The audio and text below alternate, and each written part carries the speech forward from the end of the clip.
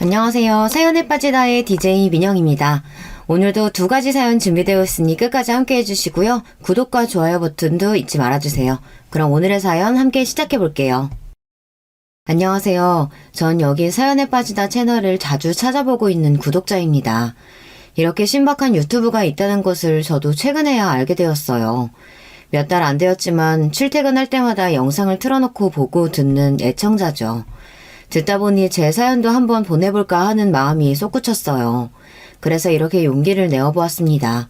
구독자 여러분들께서 제 사연도 한번 들어주실 수 있을까요? 사람의 운명이 확확 바뀔 수 있다는 사실을 여러분은 체감한 적 있으신가요? 왕자와 거지 동화 속 이야기처럼 거지였다가 한순간에 왕자였다가 또는 그 반대이거나요. 비록 30대 중반의 나이라 젊은 편이지만 전 이와 같은 경험을 했답니다.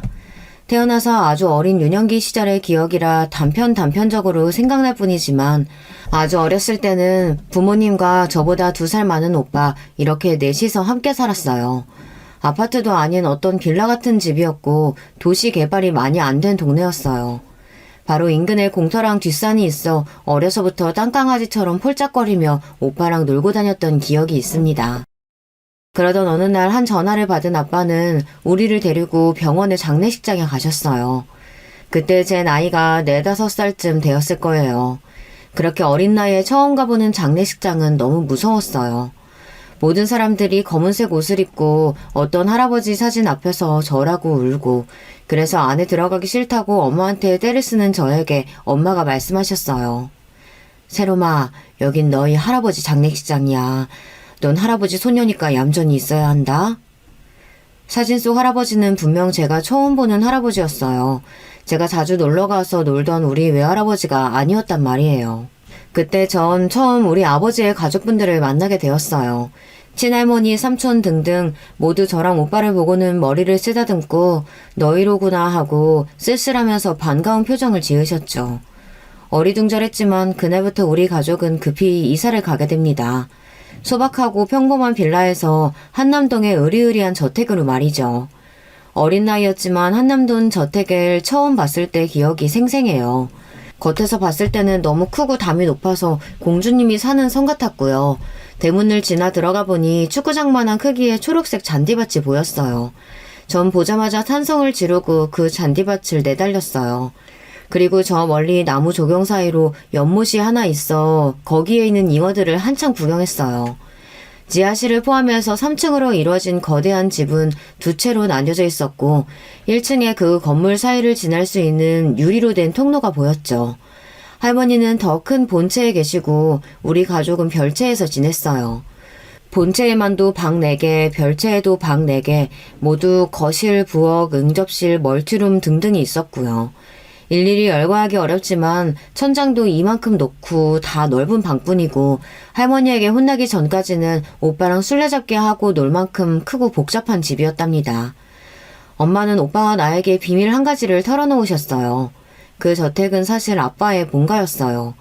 엄마가 어머니 없이 아버지 한 분 밑에서 자라 패션 디자이너가 되었는데 아버지와 사랑에 빠지고 두 분은 우리를 낳은 거죠. 하지만 끝까지 친할아버지는 우리 엄마가 평민 출신이고 홀아버지 밑에서 자랐다는 이유로 결혼을 반대하고 손자들을 부정하신 거예요. 할아버지는 해외 출장 중 호텔에 쓰러져 계신 것을 비서가 발견했지만 이미 세상을 떠나버리셨대요. 차이는 급성 심장마비였고요. 그래서 할아버지 장례식을 치르자마자 할머니는 아들 내외와 손자들을 집으로 불러들이시고 그날부터 그 집에서 함께 살게 된 거예요. 할아버지는 초대 회장으로 일선기업이라는 자동차 부품 제조회사를 창업하신 분입니다. 회사는 최고 연매출 6천억대를 달성한 적도 있는 규모가 큰 중견기업이에요. 이렇게 큰 회사에 이제 우리 아버지가 할아버지의 뒤를 이어서 경영을 하게 된 거예요. 우리 아버지는 평범한 직장인이었는데 알고 보니 이렇게 큰 기업의 후계자였고 출가하기 전까지 원래 그 회사에서 상무직을 맡고 있었대요. 이렇게 큰 기업이 우리 가족의 회사라니 지금 생각해도 현실감이 잘 안 들어요. 지금까지도 회사 경영에 대해서는 한 발 뒤에 있어서 전 잘 모르지만 매우 큰 회사라는 정도만 알고 있죠. 본체에 들어가서 장례식장에서 본 적 있던 할머니에게 정식으로 인사드리며 처음으로 가깝고 오랫동안 할머니를 보고 있으니 참 특이했어요. 분명 할머니신데 우리 엄마보다 언니 같고 아줌마로 보여 할머니라는 말이 잘 안 나오는 거예요. 할머니는 소파에 항상 꼿꼿한 자세로 계셨고 몸매도 호리호리하고 정말 젊어 보이셨어요. 얼굴은 우리 엄마가 예뻤지만 엄청난 동안으로 처음 보는 사람들은 지금도 할머니를 50대 정도로 알 정도라니까요. 우리 할머니는 원래 철두철미한 성격과 자제심을 갖춘 자기관리의 끝판왕이세요. 아무리 아프셔도 운동과 독서를 거르는 법이 없는 분이십니다. 늘 새벽 5시에 일어나서 운동하시고 클렌저 주스와 채식 식단을 50년 넘게 지속하고 계세요. 그렇게 전 할머니 집에서 5식구가 되어 살기 시작했어요. 처음에는 너무 궁궐 같은 집에서 사니까 매일이 신나고 반짝거렸어요. 대신에 자유분방하게 놀던 저는 이제 명문 유치원도 다니며 악기랑 골프도 배워야 하고 독서랑 과외 공부 같은 팍팍한 일정이 생겼어요. 모든 것이 좋을 수는 없나 봐요. 어른들은 이제 오빠와 제가 기업 후계자답게 제대로 교육을 받아야 한다고 강조하셨어요. 할머니 집에서 살면서 저는 행복하게 보냈습니다. 하지만 그 행복은 그리 오래가지 않았어요. 우리 엄마 아빠가 10주년 결혼을 기념한다고 처음으로 해외여행을 가신다고 들뜨셨어요. 필리핀 세부로 떠나신 부모님은 그곳에서 실종되어 찾을 수가 없었습니다. 늘 평온한 모습의 할머니가 그렇게 마음 졸이고 불안에 떠는 모습은 처음 봤어요. 전 엄마 아빠를 볼 수 없다는 생각에 매일 밤마다 울었습니다. 우리 부모님의 시신은 수사한 지 25일 만에 필리핀의 한 강가에서 발견이 되셨대요. 전 지금까지 빌어먹을 필리핀은 물론이고 치안이 불안한 나라에는 절대 가지 않아요. 여행이나 새로운 곳을 좋아하는 제가 해외로는 나가지 않습니다. 우리 부모님, 할아버지 모두 외국 땅에서 돌아가셨으니 말이에요. 우리 오빠는 원래도 애늙은이라고 제가 놀릴 정도로 의젓하고 모범생이었지만 부모님이 돌아가시고 고작 10살이었던 오빠는 더 말수가 줄고 아이답지 않은 모습이 되었어요. 하늘 아래 혈육이라고는 너와 나 그리고 할머니뿐이구나. 이렇게 말하고 저를 끔찍이 생각해주고 위해주는 그런 어른스러운 오빠가 되었어요. 오빠는 장차 성인이 되면 일선 기업을 물려받기 위해 경영자의 길로 진로를 바꿨습니다. 원래 오빠는 피아니스트가 꿈이었지만 어쩔 수 없다면서요. 어린 나이에도 촉망받는 영재로 이미 콩쿠르에서 수상한 적도 몇 번 있었는데 오빠는 그렇게 사랑하는 피아노와 이별을 하게 되었어요. 이제 아버지가 세상에 없으니 할머니가 회사 대표의 자리에 앉으셨어요.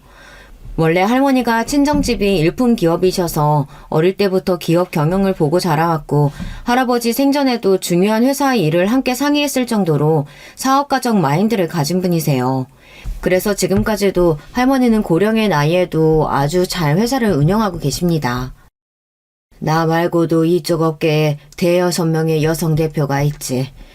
대부분 나처럼 가정주부로 지내다 남편하고 사별한 후 회사를 꾸려나간 사람들이야. 가만히 보면 그분들이 맡고 나서 오히려 회사가 확장되고 안정적으로 되었다는 공통점이 있다. 여자들이라고 해도 경영을 아주 잘한단다. 새로미가 가능성이 있고 욕심을 보인다면 너를 회사의 차기 대표 후보자에 둘 거야. 여자라는 이유만으로 배제하지는 않을 게다.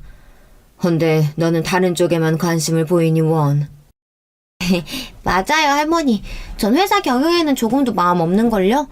대신 똑똑한 우리 오빠가 있으니 무슨 걱정이겠어요. 제가 할머니 기대와 달리 법대나 상경대에 가지 않고 패션 디자인 학과에 진학하자 이렇게 말씀하셨어요. 할머니는 헤어스타일도 한결같고 염색하지 않은 하얀 단발머리를 고수하시고 입는 옷도 늘 담백하면서 우아한 스타일에 몇 가지만 돌려입는 검소한 분이십니다. 회사 사무실에 계실 때는 다른 직원과 마찬가지로 회색 사원 점퍼를 걸치고 계시고요. 중요한 회의나 경영자 모임과 같은 경우에만 명품 정장을 갈아입고 가실 뿐입니다. 할머니는 돈이 많잖아요. 그런데 왜 그렇게 아끼시는 거예요? 내가 아끼는 건 돈이 아니라 결정에 쓰는 시간이란다. 사람들이 회사의 매출액과 부채 비율로 나를 평가하지 내 메모가 무엇이 중요하겠느냐. 옷이나 머리 치장에 쓸 시간이 아깝구나. 하며 희미한 웃음을 지으셨어요. 우리 할머니 정말 멋지시고 존경할 만하죠. 할머니가 남편과 자식 모두 사고로 죽고 나니 손주들만큼은 지키고 싶으셨는지 과잉보호를 하셨습니다. 우리 오빠와 나를 잃어서는 안 된다며 그날부터 경호원을 붙여주셨어요. 그리고 전 하회탈 아저씨를 그렇게 처음 만나게 되었습니다. 하회탈 아저씨는 제가 아저씨를 부르는 애칭 같은 것인데요. 웃을 때 하회탈처럼 생기셔서 붙여드렸어요. 아저씨는 제가 바깥 외출을 할 때면 늘 그림자처럼 따라다니면서 가드도 해주시고 제가 급한 일이 있을 때면 제일 먼저 SOS를 치는 정말 의지하고 좋아하는 아저씨예요. 잘 모르는 시절에는 그저 평범하게 부모님과 살아왔던 저의 인생은 몇 번의 계기로 확확 바뀌게 되었어요. 부모님마저 돌아가시고 나자 저는 장차 일성기업과 많은 재산을 오빠와 함께 상속받게 될 상속녀가 되어 있었죠. 저라는 사람은 그대로인데 상황이 이렇게 바뀌자 주변 사람들의 태도가 바뀌었어요.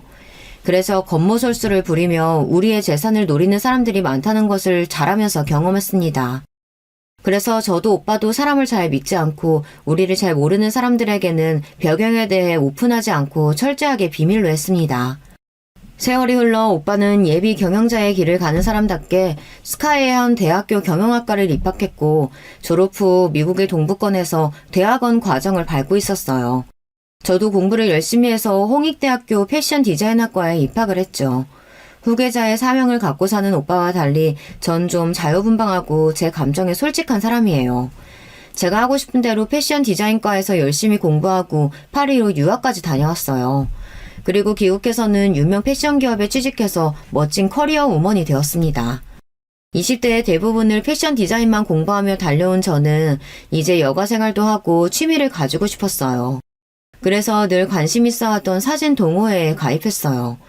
사진 동호회에서 사진기를 처음 만져보는 저에게 설명도 자세히 해주고 출사도 가자고 하는 등 친절하게 대해주는 한 선배를 만나게 되었어요. 그렇게 선배를 따라서 사진의 세계에 입문하고 동아리 활동도 주말마다 하고 있었지만 저는 언젠가부터 거기에 가는 것이 불편하게 느껴졌어요. 그 선배는 점점 저를 후배가 아닌 여자로 생각하고 저를 마치 자기 여자친구 대하듯이 집착하는 거예요. 선배 때문에 동호회 활동도 줄이고 그 선배를 피해 다니기 시작하자 동호회에 저랑 사귀고 있다는 거짓 소문을 내고 저에게 하루에도 몇 번이나 전화를 하고 문자를 보냈어요. 그렇게 저는 그 선배에게 스토킹을 당하기 시작했어요. 그러던 어느 날 선배는 나에게 사진 출사가 있다는 거짓말로 절 꿰어내고야 말았습니다. 저에게 다른 사람의 번호로 출사 공지 문자를 보내니 전 감쪽같이 속고야 말았죠. 약속한 서울역에 제가 늦게 도착하자 이미 다들 출발했다면서 저와 같이 가주려고 기다렸다는 거예요. 저는 선배와 둘이서만 가는 것이 걱정되었지만 오픈된 공간인데 설마 뭘 어쩌겠냐 싶어서 함께 기차를 타고 청평역에 내렸죠. 같이 가는 선배는 평소와 다름없이 친절하고 이상한 기색이 없었기에 경계심을 풀고 선배와 함께 청평역 근처의 마트에 들어서 음료수와 먹을 음식을 사고 펜션에 들어갔습니다. 그리고 저는 그곳에서부터 기억을 잃어버렸습니다.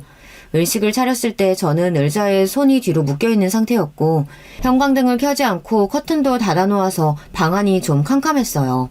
약간 어스름한 빛으로 앞에 누가 있는지 식별할 수 있게 되자 전 깜짝 놀라 소리를 지르게 됩니다.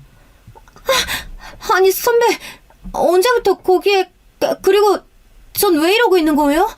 나 왜 의식을 잃었던 거죠?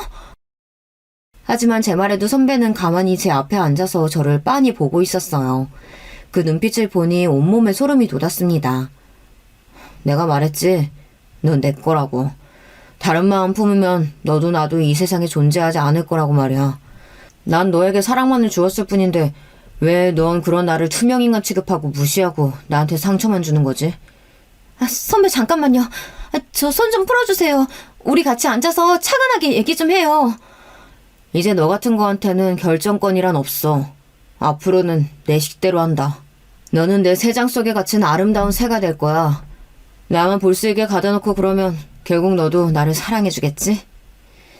그렇게 말하는 선배를 보자 오싹해지고 난 앞으로 어떻게 해야 되는 것일까 하는 아찔한 생각에 무서워서 견딜 수가 없었습니다. 그때였어요. 쨍그랑 누군가가 펜션 창문을 깨고 들어와서 그 선배를 제압했습니다. 누구야? 깨진 창문의 바람으로 커튼이 젖히자 바람과 햇빛이 쏟아져서 방 안을 환하게 비추었어요.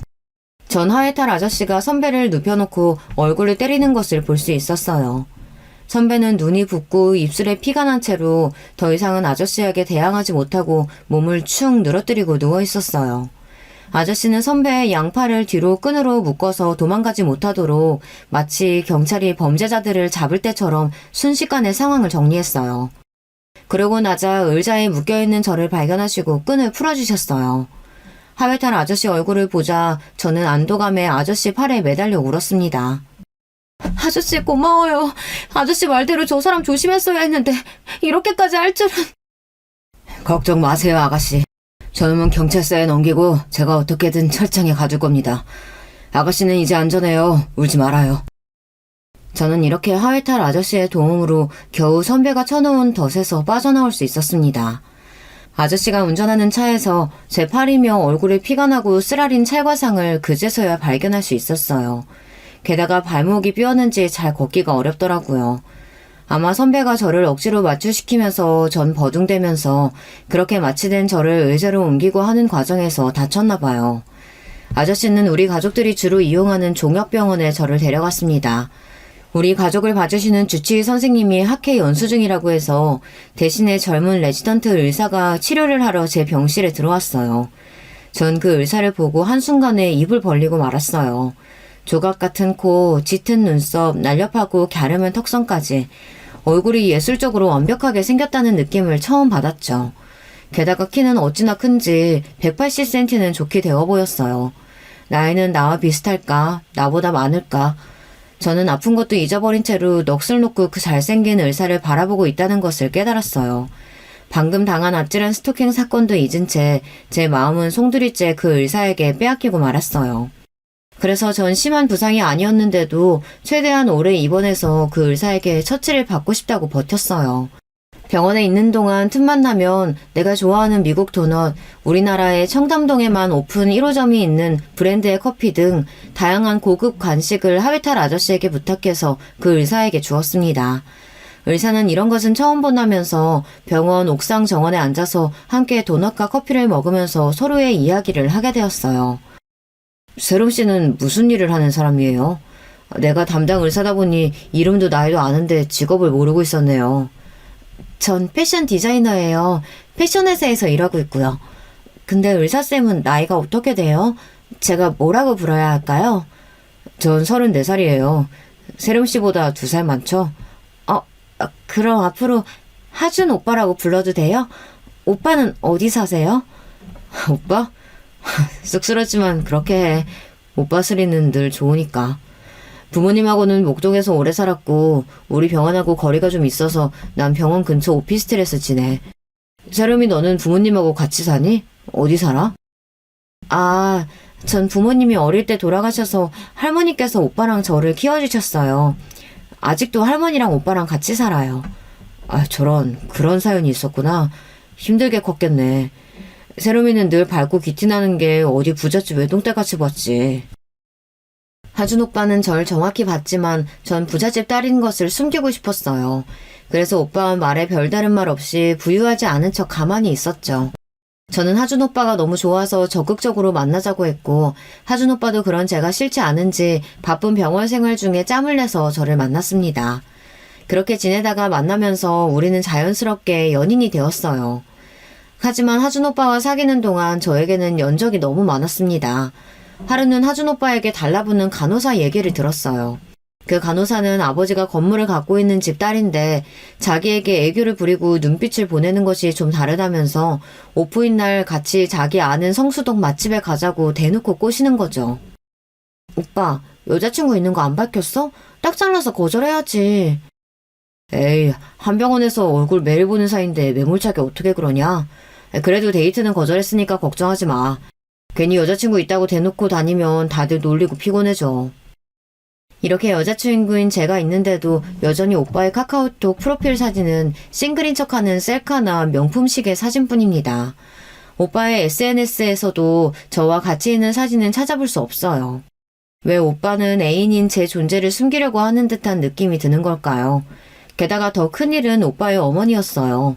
오빠 어머니는 고집이 센 분이라 자기가 해야 하는 일은 해야 하는 성격인데 자꾸 결혼정보회사에 선을 보자고 하신다는 겁니다.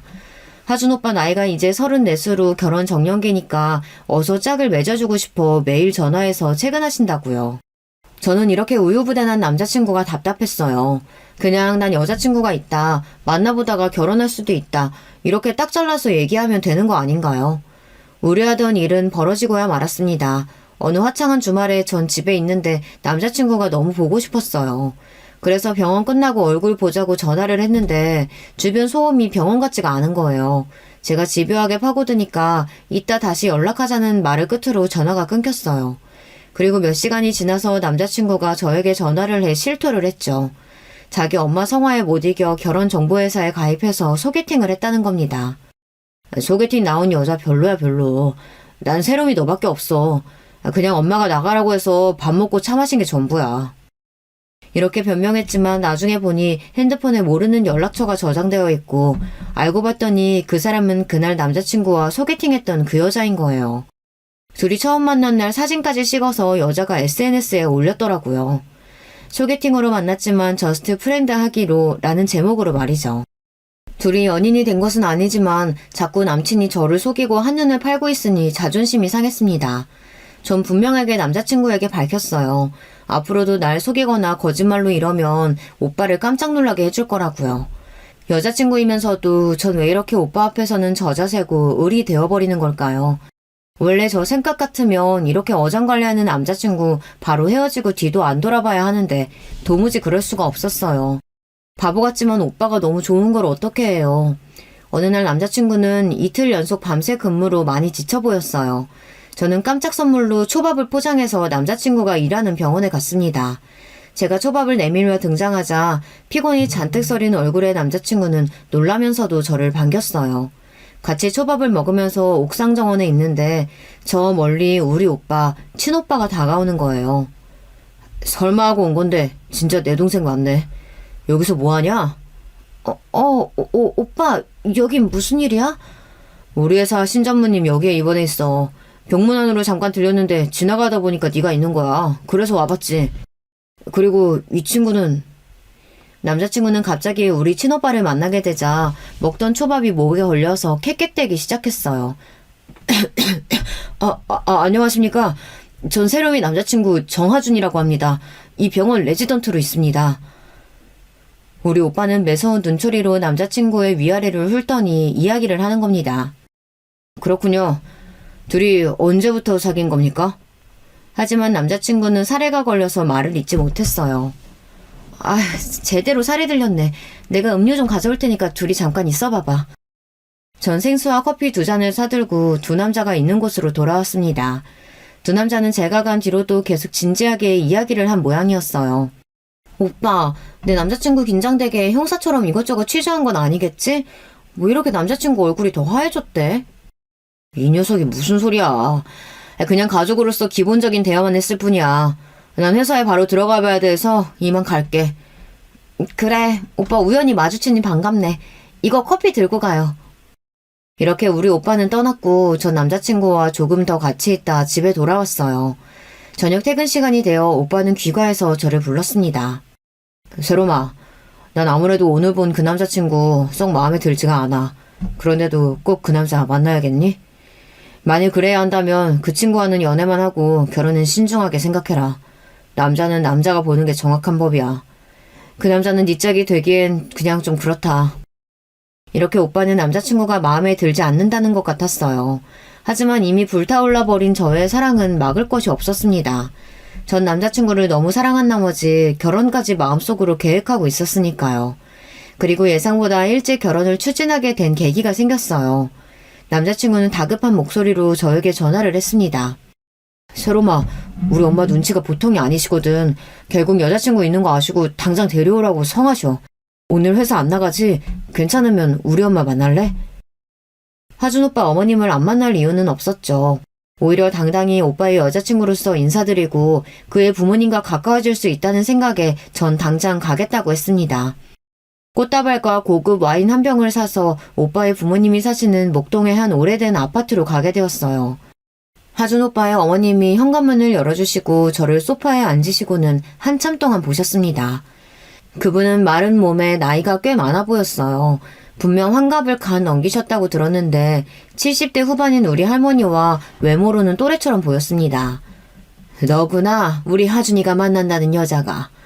듣자하니 할머니가 키워주셨다고. 지금은 패션 디자이너라고. 아마 그분은 하준 오빠를 통해 제 호구조사를 마치신 느낌이었어요. 네, 맞습니다. 이렇게 초대해 주셔서 감사합니다. 초대? 오해가 있나 본데 난 우리 하준이 짝으로 아가씨를 받아들인다고 부른 게 아니에요. 지금 사귄다고 하는데 결혼까지 생각해볼 여자인지 내가 직접 보려고 하는 거지. 전 별로 호의적이지 않은 예비 시모의 태도에 속으로 마음이 상했습니다. 아가씨 입장에서는 기분이 별로일 수도 있지만 우리 하준이가 어디 보통 남잔가? 내가 걔를 의대에 보내기 위해 어떻게 했는데 정말이지 수단 방법을 가리지 않았다고. 하준 아빠 월급으로는 택도 없는 고액가 애랑 학원 컨설팅까지.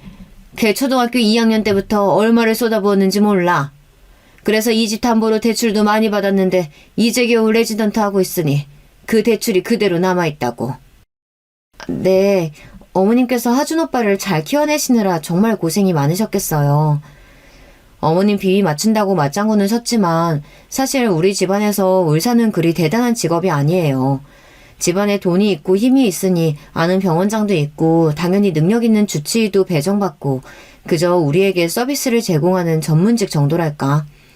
이렇게 생각하고 살아왔던 저에게 시모가 하준 오빠를 의대에 보내기 위해 온 가족이 애쓴 이야기가 좀 신기할 따름입니다. 그래, 맞아. 하준이가 천재라 그런 게 아니고 바로 내가 의대에 보낸 거야. 제 장단에 신이 났는지 예비 시모는 본격적으로 떠벌리기 시작했어요. 내가 걔를 매일 공부 억지로 시키고 학원 스케줄 짜서 넣어놓지 않았으면 의대 못 갔지. 내가 시집 올 때 전문대 나왔네, 무능하네 이렇게 동서랑 비교하면서 무시하던 우리 시모도 내가 하준이 의대에 턱하고 보내놓으니까 며느리가 애교육 잘 시켰다고 나 이제 너 우습게 안 본다 얘기하더라. 우리 아들 의대 보내놓고 나니 주변에 알던 사람들이 눈빛이 달라져서는 나를 그렇게 존중하고 대하는 게 달라져 있을 수가 없더라. 그래서인지 예비 시모는 자기의 희생으로 의사가 된 아들에게서 보상받고 싶은 심리가 컸다고 대놓고 이야기하대요. 하긴 지금 하준 오빠 월급이 얼마나 크겠어요. 여러분이 상상하시는 월 몇천만 원 이상인 의사들은 정말 상위 10% 이내의 개원 의사들이에요. 종합병원에서 월급 받는 의사들은 몇몇 교수 빼고는 대기업 수준의 월급 정도 되려나. 레지던트는 정말 초봉 수준일 테고요. 대신 그 돈을 뜯어먹는 대상을 아들이 결혼할 여자에게서 쳐주려고 드는 겁니다. 얼굴도 잘생긴 의사 아들은 최대한 처가의 덕을 볼 수 있는 여자를 아내로 맞아야 한다는 생각이 확고했고 이런 자기 생각을 내비치는 것에 어떤 부끄러움도 없이 당당하셨어요. 그래서 아가씨네 집사장은 어떤데?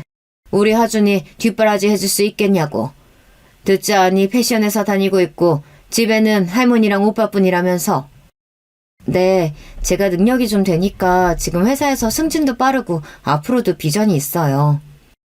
우리 집안의 배경을 최대한 숨겨서 말하니 예비 시모는 혀를 끌끌 차면서 에휴, 너는 좀 어렵겠다 얘. 내 며느리 집에서 신혼집도 구해야 하고 나중에 아들이 전문의 따고 나서 개업할 병원 상가도 해줘야 하는데 아가씨 집이 그런 거 할 수 있겠어? 제가 그 정도 뒷바라지 할 수 있다고 큰소리 뻥뻥 치니까 그래? 그럼 어디 네가 얼만큼 해줄 수 있는지 보면 알겠지. 이제 그만 가보렴. 이런 말을 끝으로 전 차 한 잔도 마시지 못하고 그 집에서 나왔습니다. 그날부터 예비 시모는 신혼집으로 보고 있는 강남의 아파트와 고급 빌라의 사진을 저에게 전송해 주었습니다. 보내준 집들은 전세 가격만 해도 10억 아래가 없을 정도로 고가의 집들이었어요. 물론 우리 집 자산에 비하면 그 정도 못할 리 없지만 전 지금 부잣집 상속녀가 아니라 평범한 집안의 여자인 척을 해야 했으니 그런 집들 월세로 계약해 볼 수 있다고 예비 시모에게 답을 보냈습니다. 시모는 능력도 안 되는 게 내 아들 차지하려고 무리하는구나. 애쓴다. 그래도 내 아들 생각하는 그 마음은 합격이다. 이렇게 문자를 보내셨죠. 그런 시모가 한편으로는 대단하고 한편으로는 웃겼습니다. 전 주변 분들에게 결단력이 강하고 가끔은 너무 과해서 충동적으로 보이기까지 한다는 얘기를 잘 듣는 편입니다. 남자친구는 자꾸 다른 여자에게 여지를 주는 것 같지, 예비 시모는 결혼을 전제로 두고 절 평가하려 들지, 그래서 전 선수를 치고야 말았어요. 남자친구를 5성급 호텔 레스토랑에서 만나자고 했습니다. 세롬아, 여긴 어떻게 올 수가 있어? 여기 예약하기 되게 어렵다고 들었는데. 비싼 식사비를 떠나서 예약 자체가 어려운 식당이라 사실 하회탈 아저씨의 힘을 좀 빌렸습니다. 하준 오빠, 나 진지하게 할 얘기 있어. 나 오빠랑 결혼하고 싶어. 그리고 오빠도 같은 마음일 거라고 생각해. 내 청혼 받아줄래? 전 명품 티파니의 커플링을 오빠에게 내밀었습니다. 남녀가 좀 뒤바뀐 감은 있지만 뭐 어때요. 내가 원하는 남자와 결혼하고 싶은 제가 청혼하면 되는 거죠. 하준 오빠는 감동하면서 그 반지를 하나는 자기 손가락에, 하나는 제 손가락에 끼워주면서 사랑해 세롬아, 우리 결혼하자. 이렇게 우리는 약혼을 하게 되었어요. 예비 시모는 남자친구를 통해서 약혼 소식을 듣고는 저에게 바로 전화를 하셨습니다. 니들끼리 후딱 약혼해버렸다면서? 어디 양가 어른들의 허락도 없이 너희들끼리 결혼을 약속하니? 제가 남자친구와 약혼을 강행해버리자 예비 시모가 당황함과 불쾌함을 드러내면서 저에게 막 항의를 하고 있었어요. 예비 시모는 제가 어디까지 능력이 있는지, 자기 말은 잘 따르는지 테스트할 시간이 더 필요했어요. 그걸 보고 저와의 결혼을 결정하려고 했는데 제가 선수를 쳐버린 거죠. 이런 법은 없다. 아직 너를 내 며느리로 받아들인 단계는 아니니까 정신 상견례라고 할 순 없지만 너희들 결혼 이야기 나눌 수 있도록 니네 가족들 만나는 자리를 해야겠으니 한번 알아봐라. 이렇게 예비 시모는 제의를 해왔습니다. 전 물러설 마음이 없었기 때문에 한남동 집에 가서 할머니와 오빠를 모셔두고 말씀드렸어요.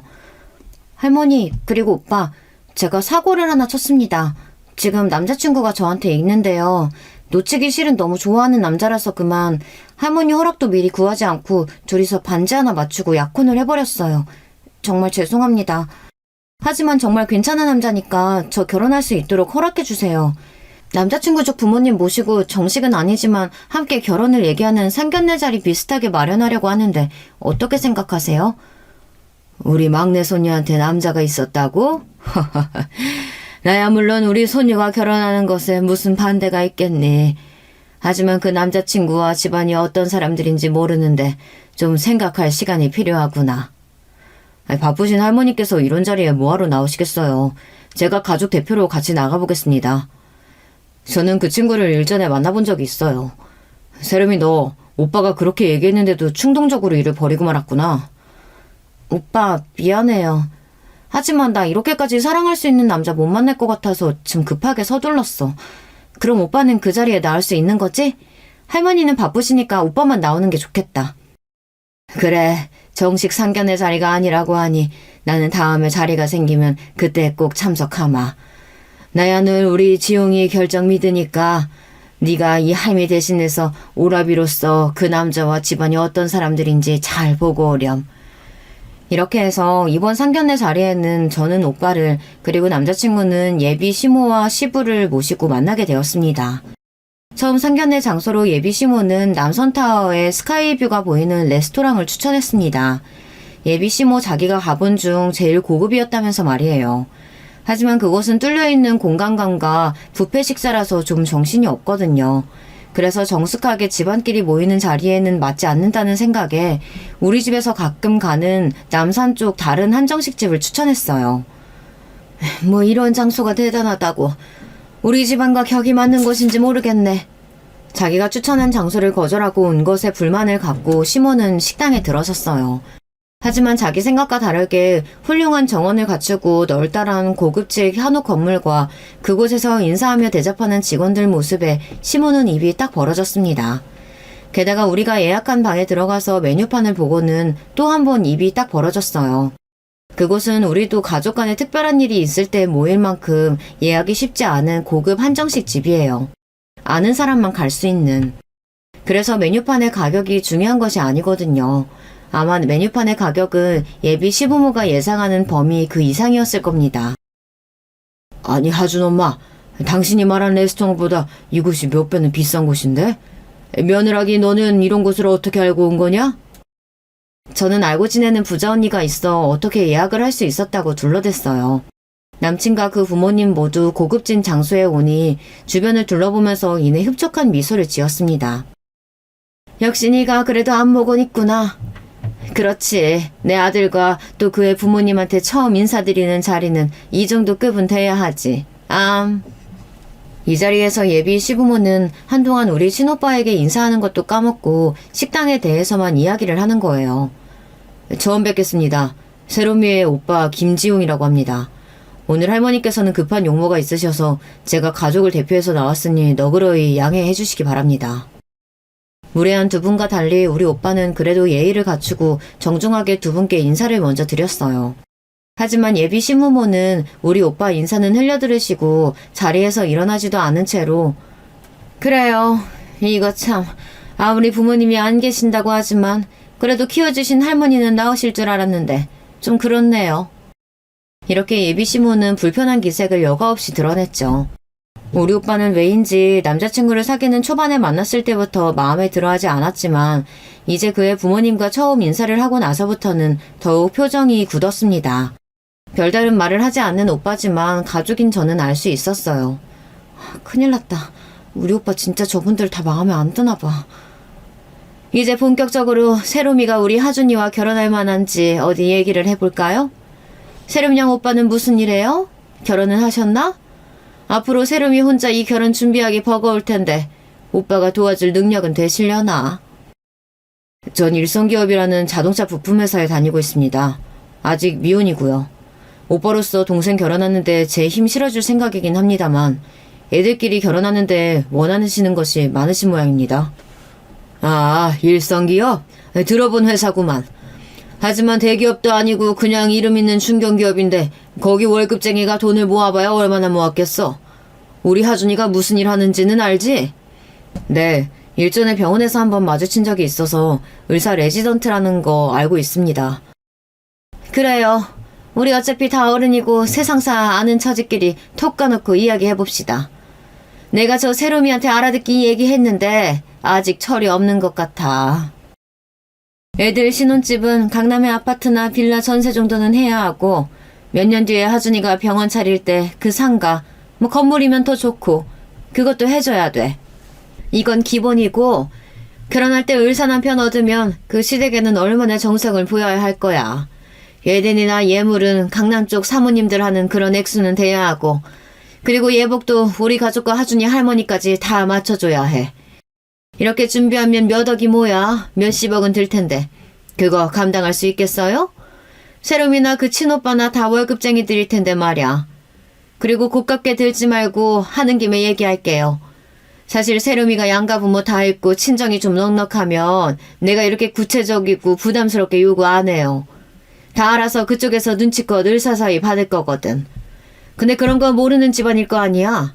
할머니 밑에서 컸으면 가정교육은 잘 받았을지 어떨지도 모르겠고 해서 내가 좀 구체적이고 여유있게 요구하는 거니까.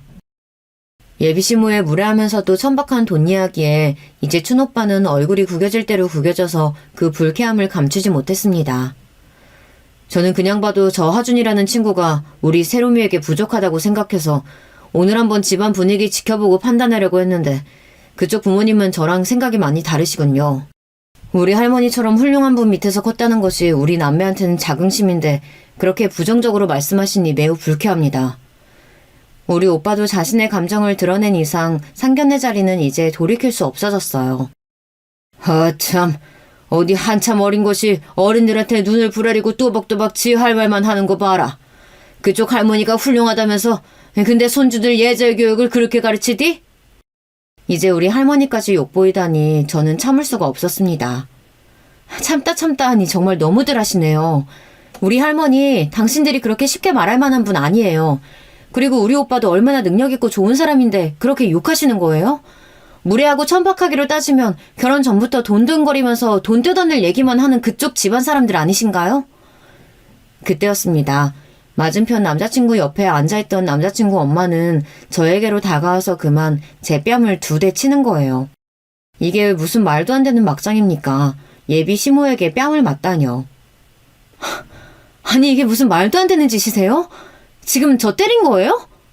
뭐? 물에? 천박? 이게 어디서 지 입을 마음대로 놀려?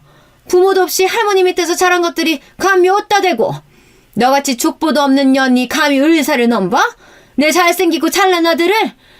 이런 위아래 없는 것들은 좀 더 맞아야 해. 이 광경에 더 놀란 것은 제 옆에 있던 오빠였습니다. 그리고 밖에서 대기하고 있던 하회탈 아저씨와 오빠의 수행비서를 다급하게 불렀습니다. 두 건장한 남자분은 우리가 있는 방으로 쏜새같이 들어와서 저를 친 예비 시모와 그 옆에서 말리던 예비 시모를 바닥에 엎드려 놓고 팔을 꺾어 제압했습니다. 이게 무슨 짓이야? 너네 누구야? 갑자기 이렇게 당한 일에 놀라서 버둥거리며 예비 시부모는 소리쳐댔습니다. 세롬아, 괜찮니? 오빠는 물수건으로 제 뺨을 만져주며 걱정했어요. 오빠, 정말 미안해. 전 제가 사랑했던 남자의 부모님이 이렇게 저질인지 그 정도 남자랑 결혼한다고 오빠를 졸라댄 것이 너무 후회되고 수치스러워 얼굴을 못 들었습니다.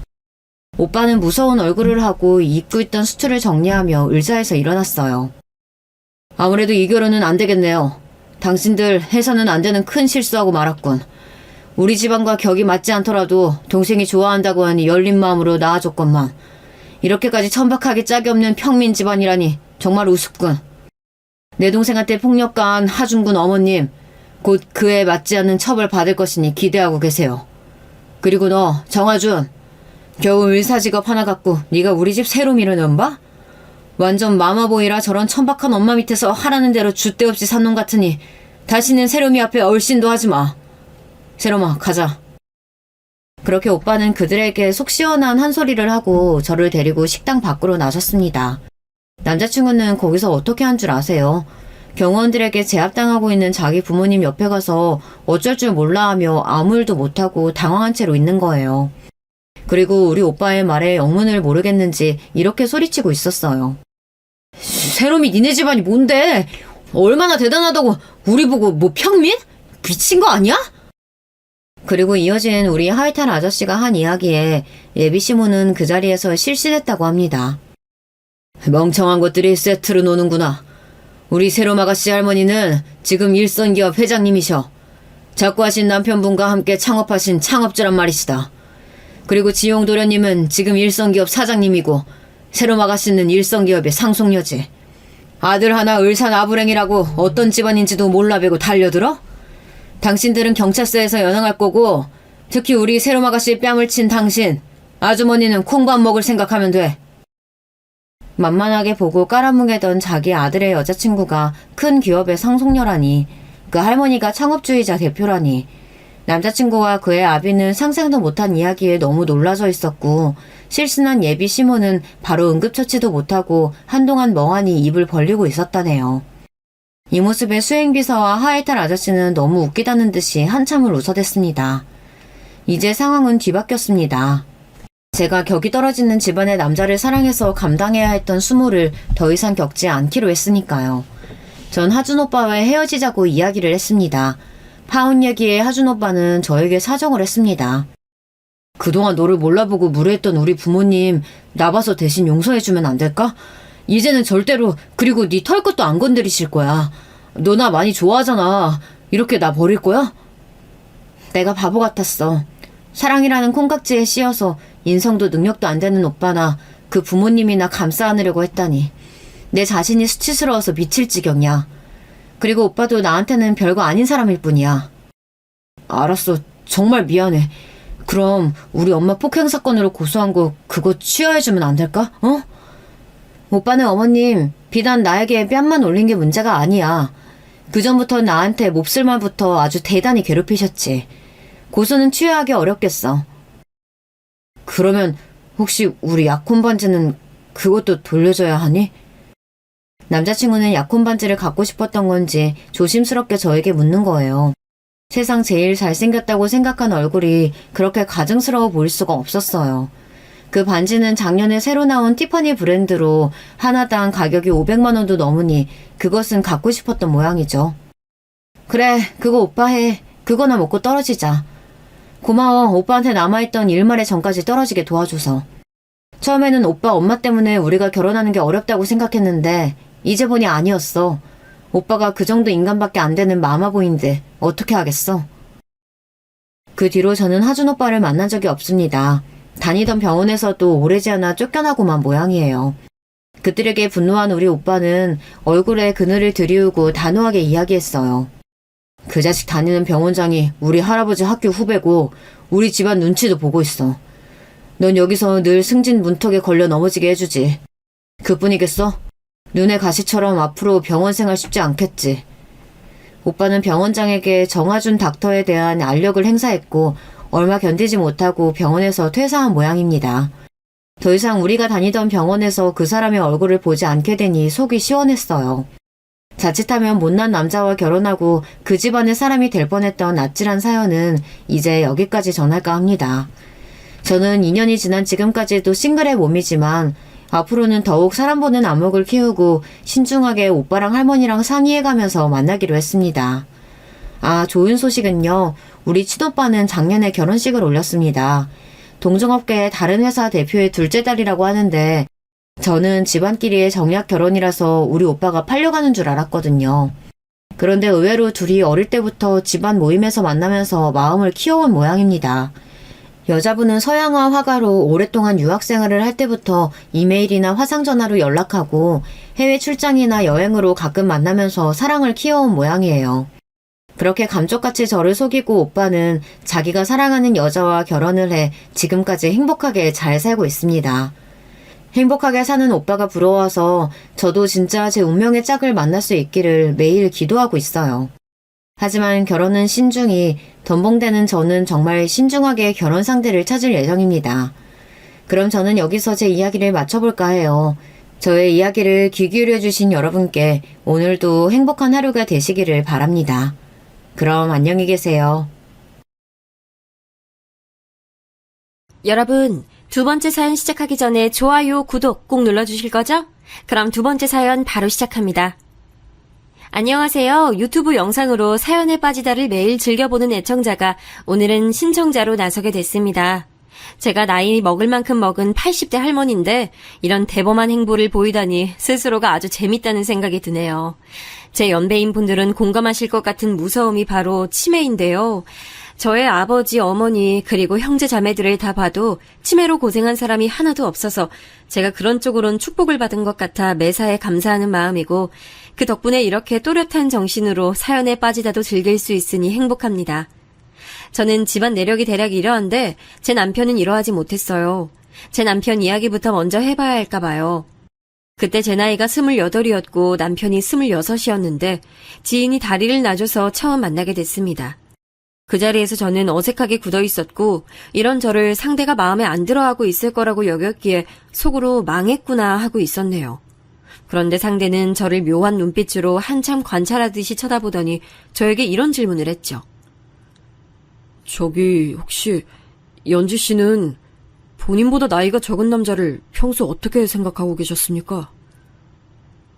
네? 저는 살면서 그런 거에 대해 생각을 해본 적이 전혀 없었는데요. 그런 건 왜 물으시는지... 그러는 오섭 씨는 평소에 본인보다 나이 많은 여성에 대해 어떤 생각을 갖고 계셨어요? 갑자기 나이 가지고 상대가 걸고 넘어지는 것 같아서 제가 순간적으로 울컥해버렸던 것 같아요. 그도 그럴 것이 지금이야 뭐 여자 나이 28 먹었다고 해도 노처녀라든지 아무도 그렇게 생각 안 하잖아요. 38 먹어서 결혼을 안 했다고 해도 그것이 본인의 자유의지겠거니 하는 게 요즘 세상이니까요. 하지만 제가 젊었던 그 시절엔 말이죠. 저는 어딜 가든지 그 나이 먹도록 시집 안 가고 뭐 했냐는 의문의 시선을 받는 대상이었습니다. 그런 판국에 기껏 용기 내서 이성을 만나러 나갔더니 나이 가지고 저한테 뭐라 그러는 것 같아서 기분이 좀 나빴던 듯 싶네요. 제가 상대를 힐끗 째려보고 말았는데 그 시선을 받은 이가 돌연 쑥스러운 미소를 짓더니 이렇게 말하는 게 아니겠어요? 저는 아마도 저보다 연상인 여성을 좋아해왔던 것 같습니다. 저도 이런 제 자신을 모르고 살았는데 지금 연지 씨 보니까 문득 그런 생각이 드네요. 저는 저보다 나이 많은 여자가 참 좋네요. 어머나... 오섭 씨는 말을 아주 청산유수로 하시는군요. 만나는 여성마다 잘 대해주셨을 것 같네요. 예? 못 들으셨어요? 저 살면서 여성과 교제해 본 적이 전혀 없습니다. 오며 가며 스쳐간 인연들이 전부였고 누굴 진지하게 만나볼 생각도 해본 적이 없어요. 지금 이 자리에서 처음 그런 마음이 들고 있는 거고요. 과장을 좀 얹자면 외간 남자의 근처에도 안 가보며 살아온 저였습니다. 그러니 그런 사탕발림에 제가 어찌 면역이 있었겠으며 어찌 넘어가지 않을 수 있었겠나요. 속으로 우라질하면서 그냥 홀랑 넘어가 버렸습니다. 남편과 속전속결로 부부의 연을 맺기까지는 그리 오랜 시간이 걸리지 않았죠. 제가 그 나이 먹도록 혼자였던 이유는 바로 집안일에 있었어요. 그 시절에는 성인 되는 나이 20살이 뭔가요? 17, 18 나이만 돼도 짝을 만나는 경우들도 허다했어요. 그래서 제 친정 오빠와 언니도 일찍 결혼을 했는데 가정을 꾸리니까 이제 다들 욕심들이 났던 거예요. 입에 풀칠만 하고 살았던 지지부진한 형편이었으니 어디서 이거 돈 된다고 하면 눈들이 돌아갔죠. 그때 당시엔 투자라는 개념도 희박하였건만 있는 거 다 끌어서 간이고 쓸개고 다 던져놓을 기세로 한탕 노렸어요. 어디 동네가 개발된다고 해서 거기다가 모든 걸 다 부었던 것으로 알아요. 그런데 결과는 처참했죠. 완전히 순 사기꾼들이 자기네가 관련 공무원들인 것처럼 철저히 공문서 위조까지 하며 속인 것이었고 그 때문에 제 친정이 폭삭 주저앉았습니다.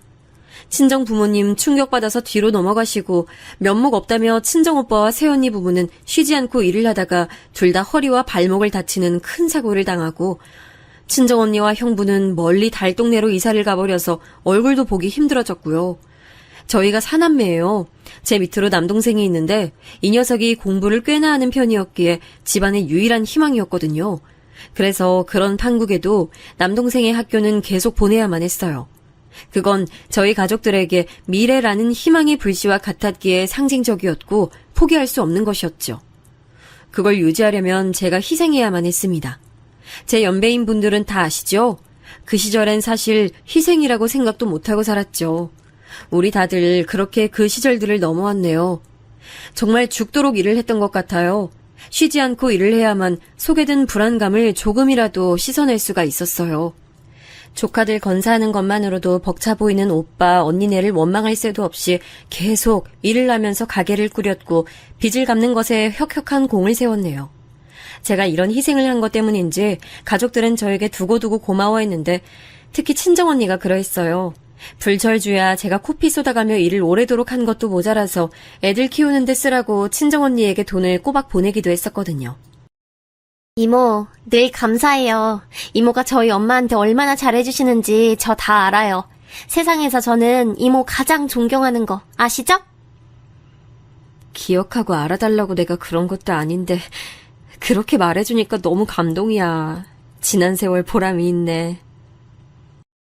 그래서 친정언니의 큰딸인 제 조카는 그런 기억을 안고 있어서 유독 저를 잘 따르고 존경심을 보내왔네요.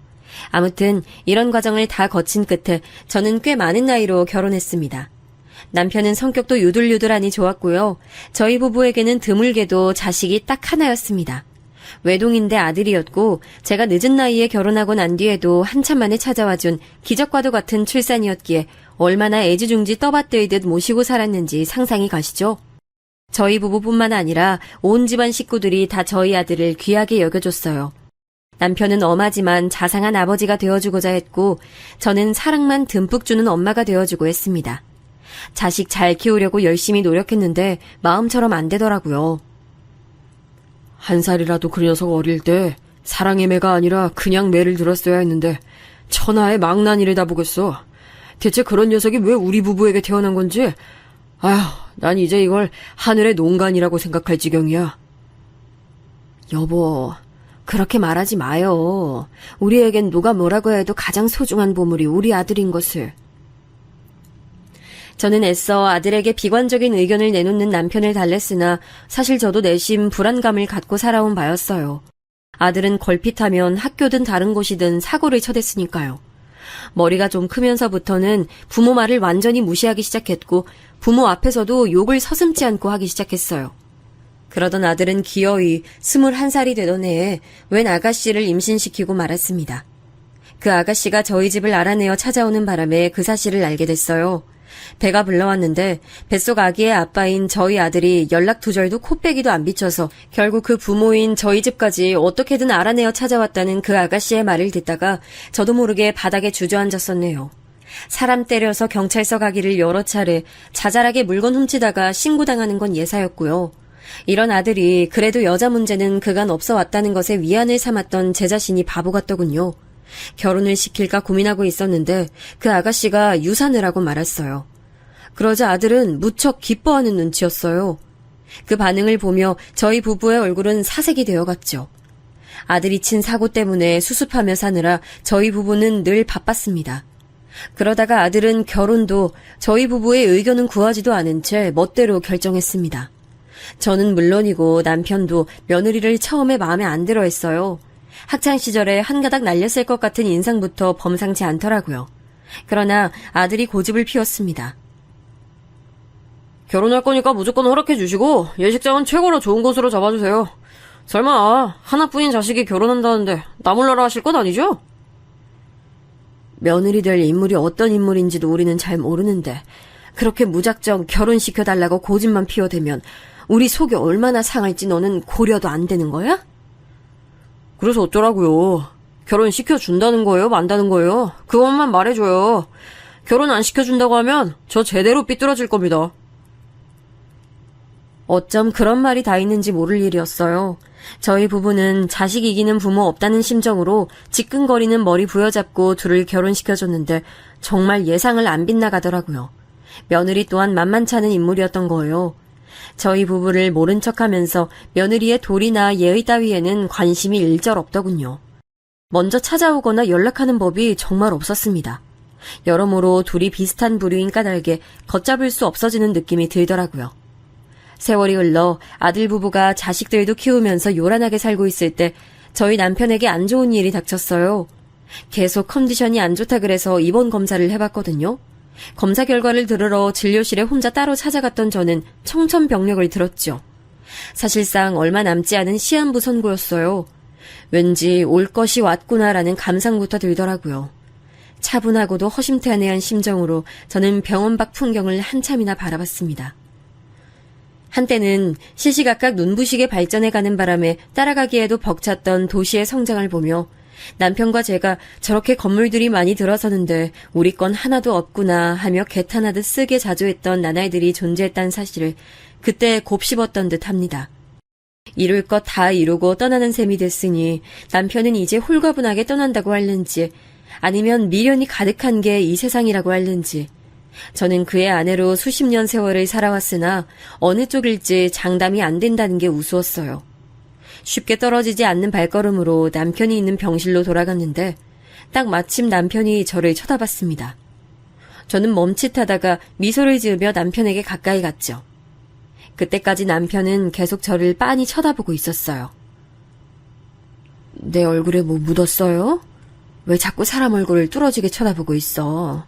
하도 봐서 질릴 대로 질린 얼굴일 텐데.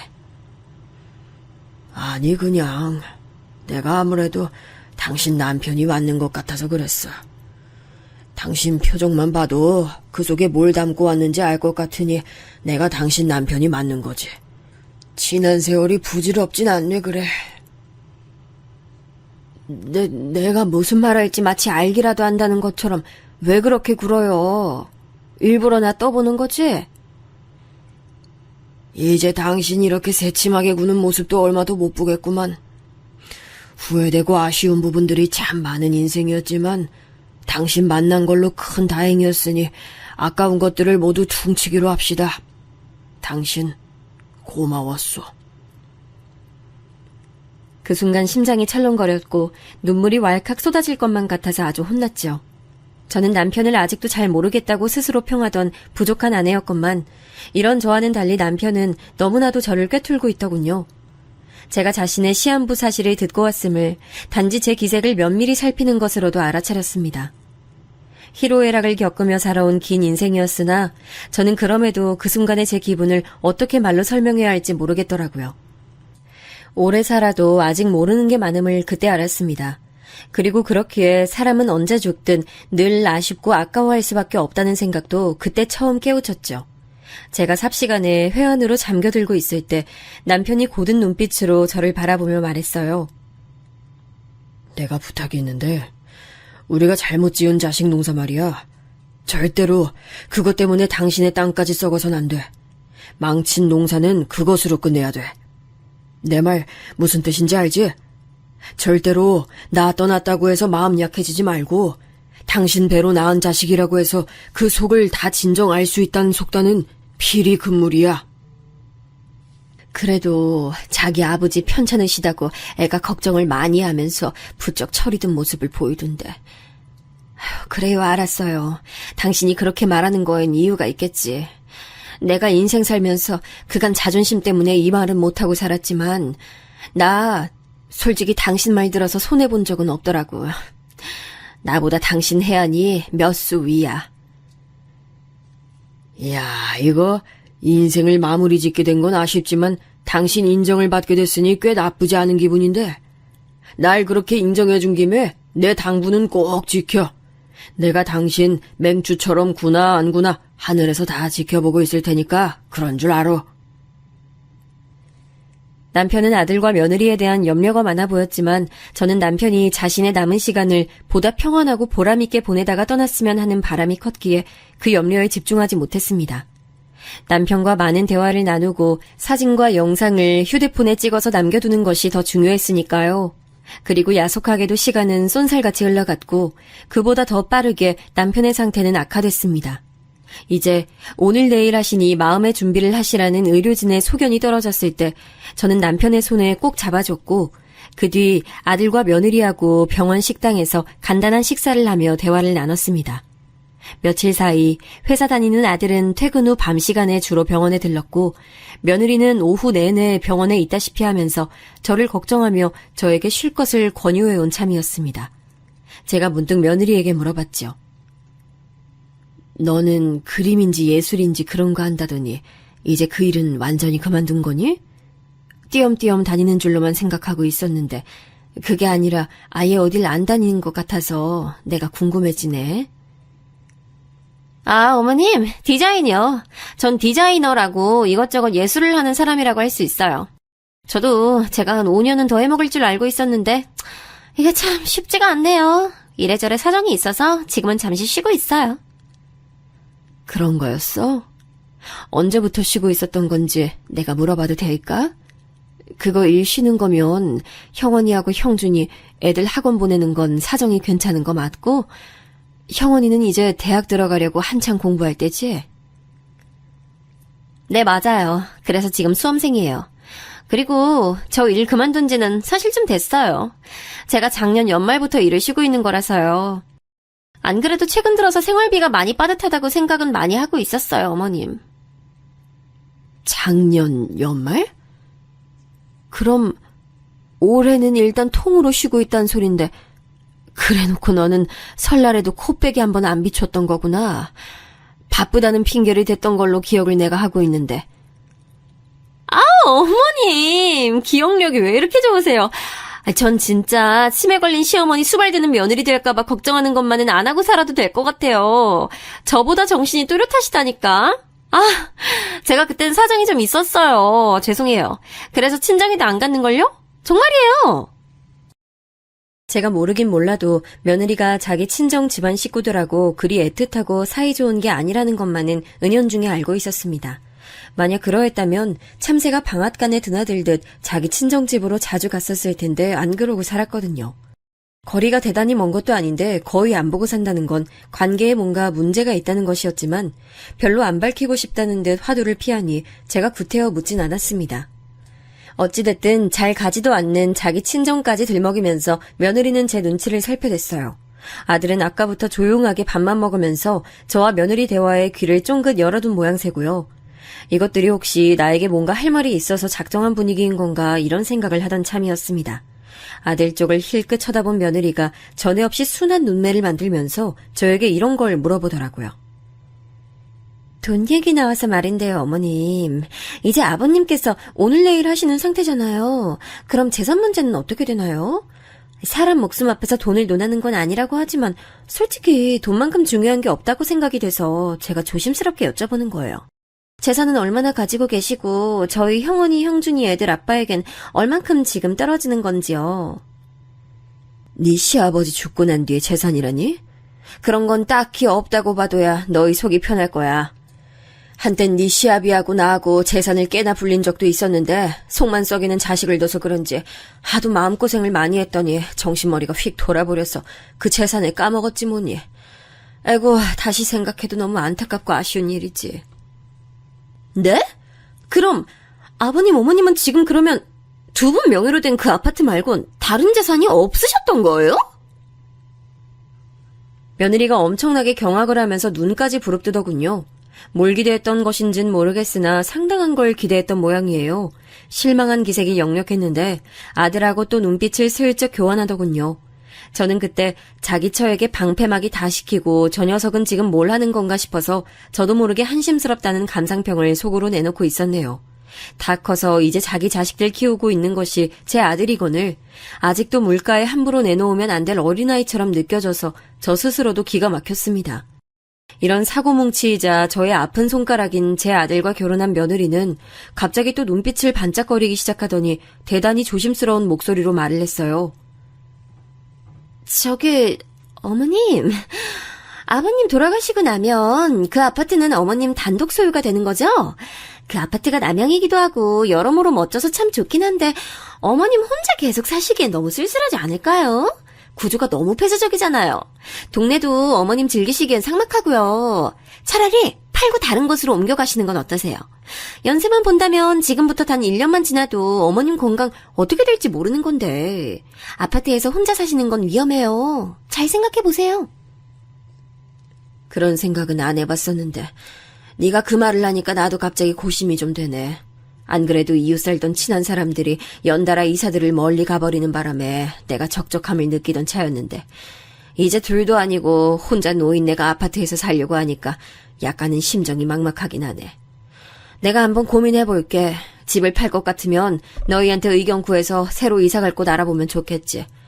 아, 참고로 그 집은 내 단독 명의야. 그래서 상속으로 소유 지분이 바뀌거나 그럴 일이 아예 없어. 어머님 단독 명의였어요? 그 아파트가요? 아니 왜요? 왜 아버님하고 공동이 아니라 단독으로 지금껏 사신 거예요? 어머 저희 이거 상상도 못했어요. 글쎄, 나도 네 시애비가 왜 그런 뜻을 고집했는지 모르겠네. 나보다 자기가 먼저 세상 떠날 걸 미리 내다보고 그랬는지 어쨌는지. 제가 슬픈 기색으로 그렇게 말을 했더니 며느리는 더 말을 얹지 못했어요.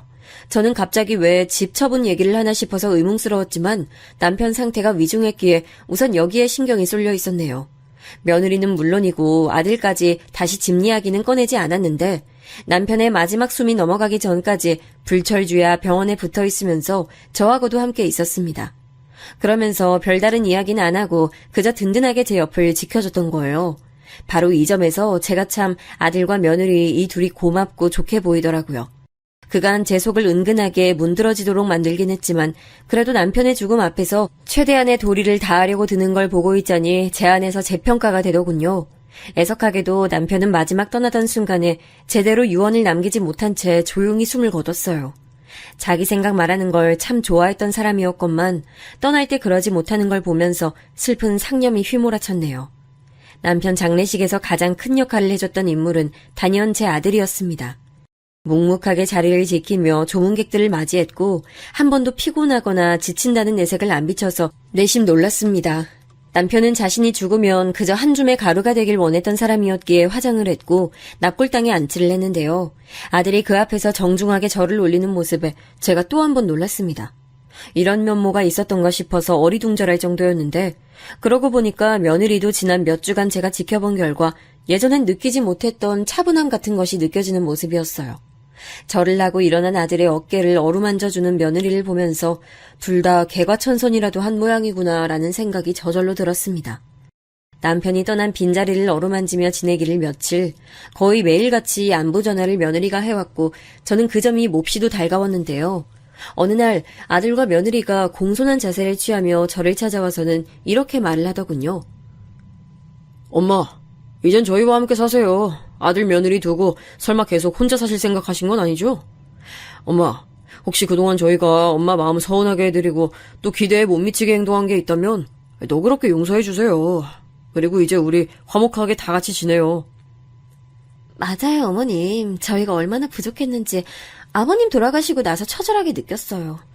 잘해드리고 싶은데 이제 아버님은 더 이상 세상에 안 계시잖아요. 끝나고 난 뒤에 후회하는 건 부질없다는 걸 깨우쳤어요. 어머님 돌아가시기 전에 이렇게 정정하실 때 정말 많은 것들을 해드리고 싶어요. 제대로 효도할 수 있게끔 해주세요.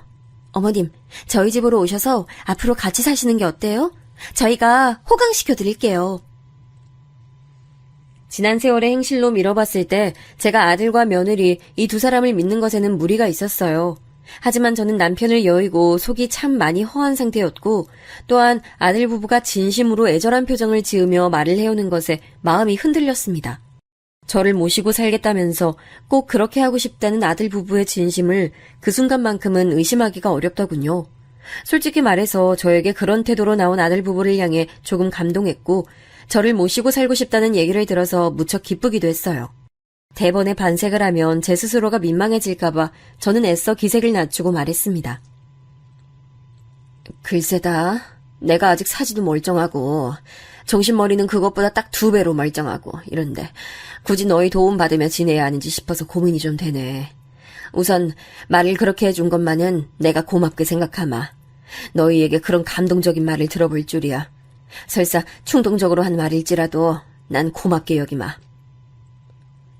어머님, 충동적으로 드린 말씀 절대 아니에요. 심사숙고를 한참이나 한 끝에 드린 말씀이고 저희는 꼭 어머님 잘 모시면서 효도하고 싶어요. 진심이에요.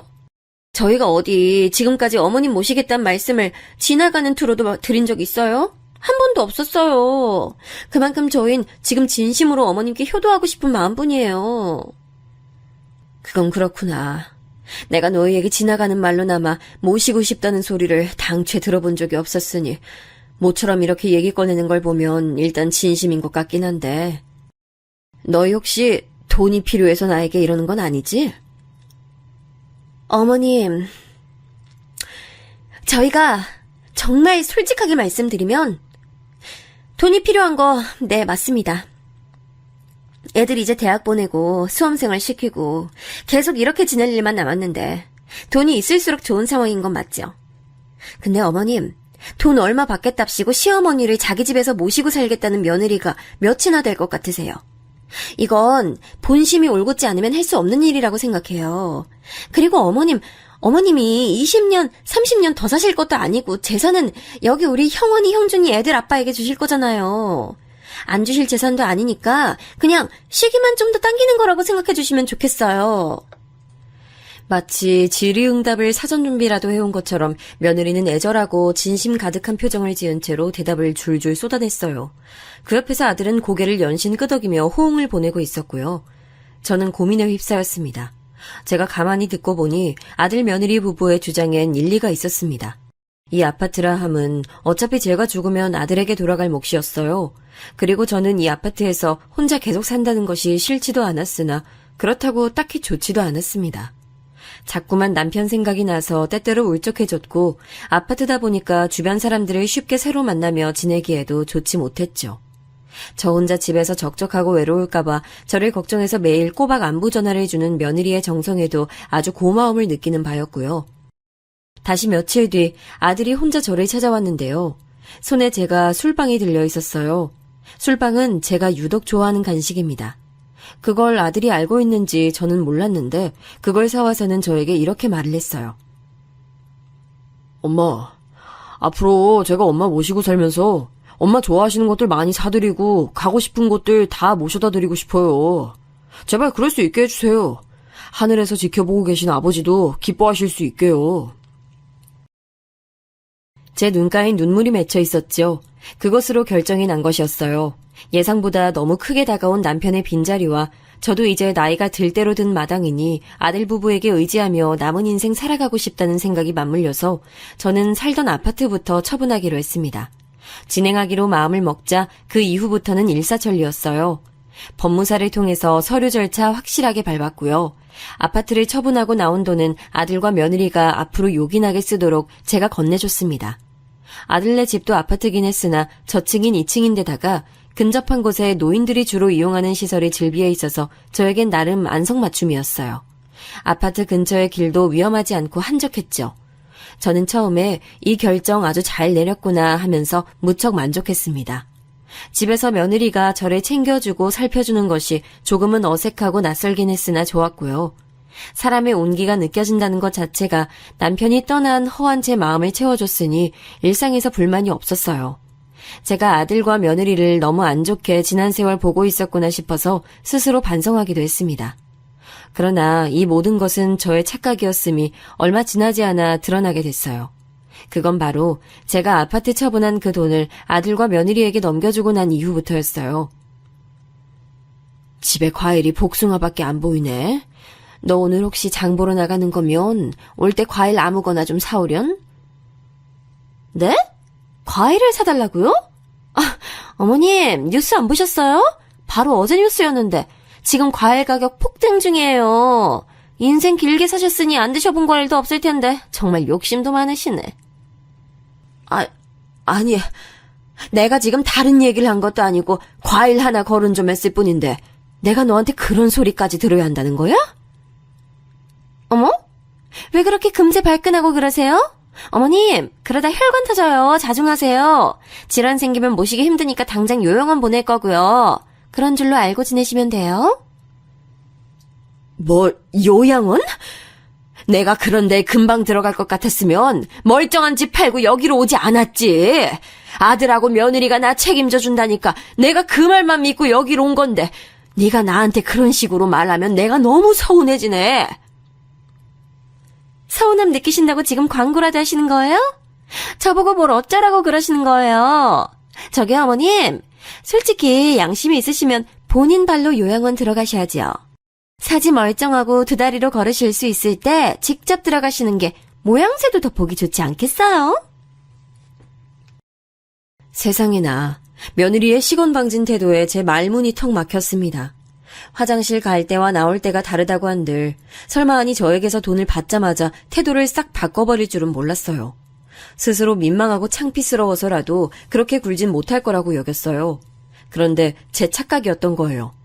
저의 식사도 제대로 차려주지 않은 며느리의 작태에 경악한 저는 퇴근하고 온 아들을 붙잡고 며느리가 보인 만행에 대해 바로 말을 다했죠.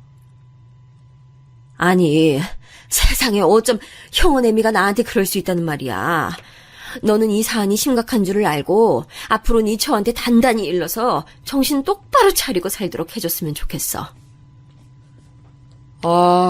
저 하루 종일 일하다가 들어온 사람인데 꼭 이렇게 피곤하게 구셔야겠어요? 애들 엄마가 왜 그러는지 이해가 가네. 엄마가 이렇게 사람 피곤하게 만드시니까 애들 엄마도 참다 화를 낸 거죠. 말씀 다 끝나셨으면 저리 옆으로 좀 비키세요.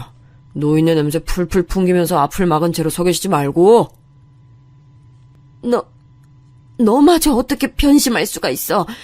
아니면 혹시 처음부터 이럴 작정이었던 게 너희들 본심이었어? 절망 속에 빠진 제가 물었지만 아들은 귀찮다는 듯 얼굴을 구기고는 저를 밀치듯이 하면서 지나가 버리더군요. 아들이고 며느리고 저에게 노골적으로 경멸의 눈빛을 보내오는 것을 그날 밤 제가 확인하고선 놀란 가슴을 부여잡고 간신히 잠자리에 들었어요. 그런데 꿈에서 남편이 나오더군요. 잠에서 깨고 나자 기억이 휘발되어 꿈 내용은 떠오르지 않았지만 남편이 저에게 해안을 일러주러 꿈에 나온 것만은 분명했습니다. 제가 아침에 일어나서 슬쩍 방문을 나서보는 와중에 출근 준비에 한창인 아들과 며느리가 대화를 나누는 소리가 들려왔어요. 얼른 귀를 기울였죠. 집에서 벌써부터 할망구 냄새 나는 것 같지 않아? 어차피 돈도 받아냈겠다. 이제 용건 없으니까 하루빨리 그냥 요양원이든 어디든 쳐넣어버리면 안 돼? 집에 있는 것 자체가 거슬려 죽겠어. 나도 노인네 냄새 맡아줘서 싫은 참이야. 우리가 며칠만 압박하면 자기 발로 요양원 간다는 소리 할 것 같은데 일단 조금만 기다려보자. 그래도 우리 엄마한테 재산 뜯어낸 덕분에 한숨 돌리게 됐잖아. 다행이지. 그건 그래. 디자인 사무실 다닐 때 내가 그때 투자를 잘못하지만 않았어도 빚 생길 일은 없었는데 생각할수록 너무 답답하고 아까워. 그래도 시모 할망구 덕분에 빚 해결하게 됐으니 현재에 만족할래. 그 할망구 재산 더 많을 줄 알았는데 아니었던 건 좀 실망이야. 야, 누누이 말하지만 나도 그럴 줄 몰랐어. 우리 부모님은 다른 건 몰라도 꽁쳐두고 나 몰래 쌓아온 재산 같은 거 분명히 있을 인물들이라고 생각했는데 아니었다니. 그래도 아파트값 받아냈으니까 그걸로 됐어. 이제 엄마만 적당한 시기에 적당한 곳으로 치워버리면 완벽해. 그래, 맞아. 그리고 좀 더 노골적으로 굴면 자기 발로 요양원 가겠다는 소리를 하시는 시기가 좀 더 앞당겨지지 않을까? 그렇겠지? 아, 노인네 정신이 말짱하니까 아무래도 자존심 상하고 비참해지는 걸 못 견뎌서 요양원 가고 싶어 죽겠다고 뛰쳐나갈 수도 있어. 어머, 앞으로가 아주 수월하네. 별 걱정 안 해도 되겠는데? 그럼 내가 이제부터는 아예 작정하고 노골적으로 굴어야겠어. 둘의 대화를 들으며 저는 현기증이 나는 바람에 아침 대바람부터 머리를 부여잡고 다시 누웠습니다. 이 나쁜 것들, 배은망덕하고 인면수심인 것들. 속에서 원망의 천불이 솟아나더군요. 또한 남편이 떠난 뒤에 허함을 이기지 못해서 둘이 잠깐 보여줬던 그 가식적인 연기에 홀랑 넘어가서 아파트를 처분해버린 제 스스로에 대한 비웃음이 함께 흘러나왔습니다. 해가 중천에 뜨도록 제가 방에서 나와보지도 않는데 죽었는지 살았는지 들여다보러 오지도 않는 며느리의 태도를 보며 서서히 결심을 굳혔죠. 남편의 말 맞다나 망친 자식 농사는 그것으로 매듭을 지어야 했고 결코 제 구역까지 썩게 둬서는 안 되는 일이었습니다. 저는 오랜 공복으로 줄인 배를 움켜쥐고 방문을 나섰고 거실 소파에 앉아있던 며느리와 눈이 마주쳤어요. 그때 며느리가 혀를 차면서 중얼거렸죠. 할망구가 안 죽고 기어 나왔네. 저러다가 진짜 10년은 더 거뜬할 것 같아서 무섭다. 아, 하루빨리 어디로든 치워버리는 게 정답이지. 제가 그 내용을 얼핏 듣고도 일부러 못 들은 척 부엌으로 가서 알아서 먹을 것들을 챙겨 먹었어요. 꼭꼭 씹어 먹으면서 제가 아직 사지 멀쩡하고 정신이 또렷할 때 아들과 며느리에게 반드시 한 방을 먹여줘야 한다는 사명과도 같은 다짐을 마쳤습니다. 그 아파트가 저의 단독 명의였던 이유가 있어요. 왜냐하면 다른 부동산들, 빌딩 두 채는 남편의 소유였기 때문입니다. 피와 땀을 흘려 일궈낸 그 재산을 남편은 세상 떠나기 전에 굳이 저에게 넘겨줬어요. 유산으로 자식에게 상속해주지 않겠다는 고집이 엿보이는 대목이었죠. 또한 저에게 선택을 맡긴다는 뜻이기도 했습니다. 저는 며느리를 향해 말했어요. 아무래도 내 생각에는 내 아들과 내 며느리가 날 몹시도 걸리적거려 하는 것 같은데 내 착각 아니고 이게 사실 맞니? 네, 맡겨보셨어요. 왜요? 직접 두 발로 떠나주시게요? 어설프게 파출소 같은 데 가시면 저희가 곤란하니까 제대로 요양원 같은 곳에 들어가 주셨으면 좋겠는데 그게 어머님에게도 좋은 길이에요. 내가 죽는 날까지 나를 모시겠다고 해놓고선 이렇게도 쉽게 요양원 운운하면서 넌 네 자신에게 부끄럽지도 않더냐? 에이, 다 늙어 빠지셨으면 충분히 아시잖아요. 그 나이 처먹고 가실 만한 곳은 요양원밖에 없다는 거. 너 참 말을 예의 바르게 하는구나. 내가 너 내 아들하고 결혼했을 때부터 그 싹수를 알아봤어. 내 배로 낳은 내 아들이지만 나조차도 때때로 감당 안 되고 그 성품이 좋지 못하다 여겨온 사람이 바로 내 아들인데 부창부수라 했으니 너도 같은 족속이라 생각해왔지. 아이고, 새치여가 왜 그렇게 기세요? 제발 좀 닥치세요. 저 텔레비전 켠 거 안 보여요? 확실히 그냥. 며느리가 저를 향해 윽박질로 저는 지체하지 않고 이 집을 나가야겠다는 판단을 내렸어요. 더 있다간 험한 꼴을 보거나 당할 것만 같았습니다. 간단한 짐 몇 가지를 챙겨서 집을 나서는데 며느리는 텔레비전을 보면서 깔깔 웃을 뿐 제 쪽은 쳐다보지도 않더군요. 저는 집을 나와서 곧장 제 친정언니를 찾아갔습니다. 당장 의지되고 생각나는 상대는 역시 친정 식구들이었고 친정언니가 가장 가까이 살기도 했어요. 그랬더니 그곳에 친정언니의 큰딸인 제 조카가 마침 와 있었는데요. 별수 없이 저는 조카도 있는 자리에서 친정언니에게 제 이야기를 털어놓게 됐어요. 다 늙었어도 기력이 아주 정정한 친정언니는 제 아들과 며느리가 보인 만행에 크게 분노했지만 조카가 보인 반응에 비하자면 별거 아니었네요. 이모, 그것들이 사람이에요? 짐승도 그거보단 낫겠어요. 당연히 시원하게 반격 한번 때려주실 거죠? 이모가 안 한다고 하면 나라도 그것들 가만 안 둘 거예요. 난 절대 그냥 넘어갈 생각은 아닌데 너 혹시 뭐 좋은 생각이라도 있니? 네, 당연하죠. 그런 배은망덕한 것들은 웬만한 타격 입어도 눈 하나 꿈쩍 안 할 괴물들이거든요?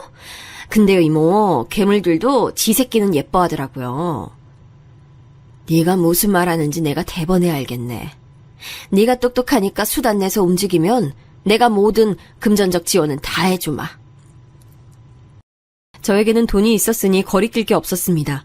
게다가 다 늙은 마당에 팔릴 체면도 없었고 망설여지는 구간도 없었죠. 바로 이 점을 조카는 주목했어요.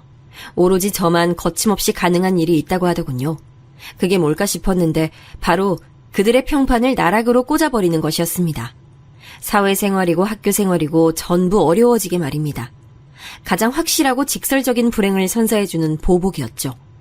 저는 남편이 있는 하늘을 바라보며 재차 결심을 굳혔고 조카에게 그것을 실행하라고 했습니다. 여러분, 고려장이 무엇인지 다들 알고 들어보셨을 거예요. 이 자극적인 단어를 이용해서 조카는 아들 며느리의 일상을 무너뜨렸어요. 인터넷을 아주 잘하는 전문 인력도 섭외가 됐는데 이 전문가가 5만 곳에 그걸 퍼뜨렸더라고요. 아들이 재직 중인 회사, 며느리가 일상을 영위하는 아파트, 그 둘의 자식들인 제 손자들이 다니는 학교, 가리지 않고 현대판 고려장 이야기가 뿌려졌습니다. 아들의 회사에서는 아들이 불효자임을 모르는 사람이 없게 됐고 그 아파트는 물론이고 동네에서 며느리가 시어머니 등쳐먹는 무서운 종자임이 널리 퍼졌고 손자들의 학교에서는 선생이고 학생이고 그 이야기를 다 알 정도가 됐습니다. 소문의 파급력이란 어마어마했던 모양이에요. 단 며칠 만에 아들과 며느리의 일상은 완전히 붕괴됐고 저를 찾아온 둘이 제 앞에서 울부짖더군요. 엄마, 아무리 그러셔도 어떻게 저희 자식들에게까지 손자들 위하시는 마음은 없는 거예요? 지금 형원이 수험생인데 이미 대입 입시 망친 셈이 돼버렸어요. 형준이는 더 어린 만큼 교우관계에 민감한데 지금 학교에서 놀림 대상이 돼버렸다고요. 어머님, 이렇게까지 하셔야 됐나요? 사람 고용까지 해가면서 이렇게 악랄한 보복을 하실 줄은 몰랐네요. 조카분께 돈 빌려서 이런 거 하시니까 개운하세요? 명예훼손으로 고소할 테니까 그렇게 하세요. 저희가 입은 피해를 지금 나열하자면 끝도 없을 거라고요. 어머님은 없는 돈마저 다 잃게 되실 거니까 각오하세요. 옆에서 조카가 어이없다는 듯 웃어댔고 저는 빙그레 미소를 지으며 아들과 며느리에게 일러줬습니다. 누가 돈을 빌렸다는 거니? 난 돈 빌린 적 없어. 돈이 부족한 적이 없거든. 고소를 한다고? 그래, 해라. 내가 이 나이 먹고 그런 걸 두려워할 것 같으니? 내가 너희처럼 사회생활을 하길래 아니면 어린 자식을 키우길래 난 아무래도 상관없어. 그러니 고소 그거 해. 난 어차피 돈도 많아. 비싼 변호사나 고용해 볼 테니. 엄마, 그 돈 어디서 나신 거예요? 혹시나 해서 여쭙는 건데 설마 거짓말 하셨던 거 아니죠? 아파트만 재산으로 있다고 거짓말 하셨던 거 아니죠? 이런 데선 눈치가 좀 있구나, 아들아. 그래, 맞아. 그 처분한 아파트 말고도 부동산 더 있어. 나머지에 비하자면 그 아파트는 아주 아담한 수준이지. 그래도 너희가 부득불 그걸 원하는 것 같아서 그걸 줬을 뿐이야. 나머진 이제 너희랑 영영 상관없어졌으니 눈독 안 들여도 되고 그리 배신감 느꼈던 눈빛으로 날 안 봐도 돼. 거짓말은 너희만 하라는 법은 없으니까. 안 그러니?